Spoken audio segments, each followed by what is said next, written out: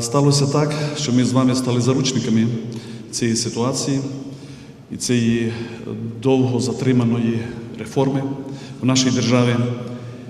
І не секрет, що населення і нашої держави, і населення нашої області все менше і менше має довіру до медичних працівників. І ми це все переживаємо, стараємося виходити з цієї ситуації, але це зовсім непросто. Для мене цілком зрозуміло, ми часто говоримо, що не вистачає грошей, у нас серйозне недофінансування, медицина фінансується за залишковим принципом, можливо і так.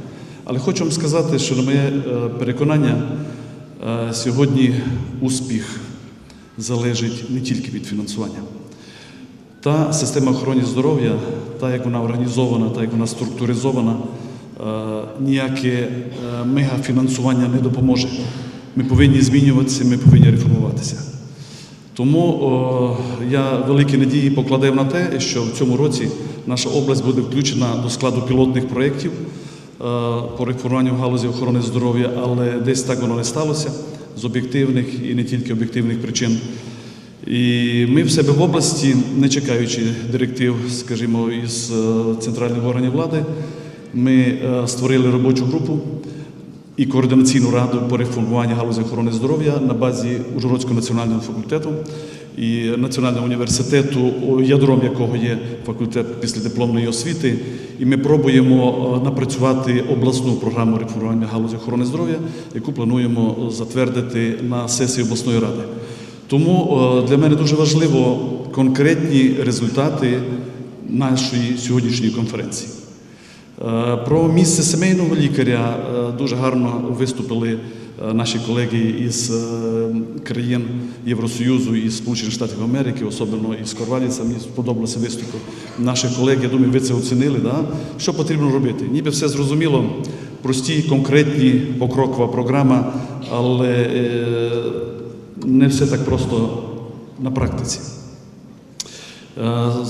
Подивіться, сімейний лікар. Да? В нашій області, дякуючи, знову ж таки, університету і факультету післядипломної освіти, вони були в авангарді підготовки сімейних лікарів, і ми практично є по цьому показнику охоплення сімейними лікарями медичного обслуговування населення нашого краю, ми одні з кращих в нашій державі.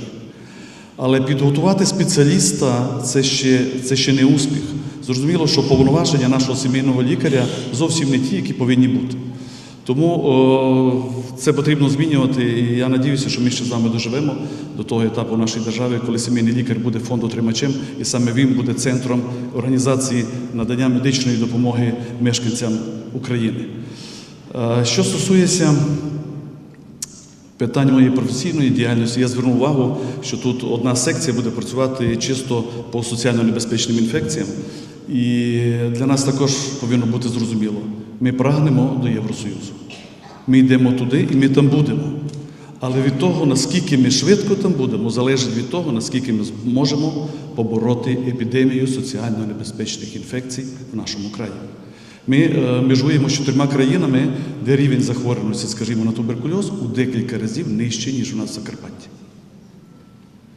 При захворюванні 60 випадків першодіагностованого процесу перерахунку на 100 тисяч населення, то в країнах, скажімо, там разом Словакія, Угорщина, Польща, Румунія, лише в Румунії досить висока, вище 30, всюди нижче.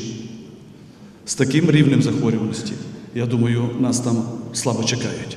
Тому, але і звертаю увагу всіх сімейних лікарів, які сьогодні тут присутні, що наше з вами завдання, всі показники, всі основні, в тому числі і в цьому плані, залежать від роботи первинної медико-санітарної ланки.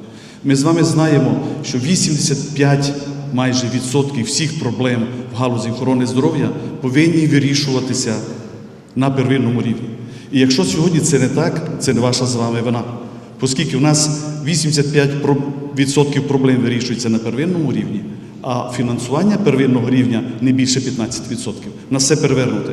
Я думаю, що і ця конференція, результат цієї конференції повинні бути саме в цьому напрямі. Ми повинні змінити ситуацію. І хочу вам пообіцяти, як начальник управління охорони здоров'я, всі конкретні напрацювання сьогодні на вашій конференції я попробую з допомогою науковців, своїх друзів, колег і вас втілити в життя.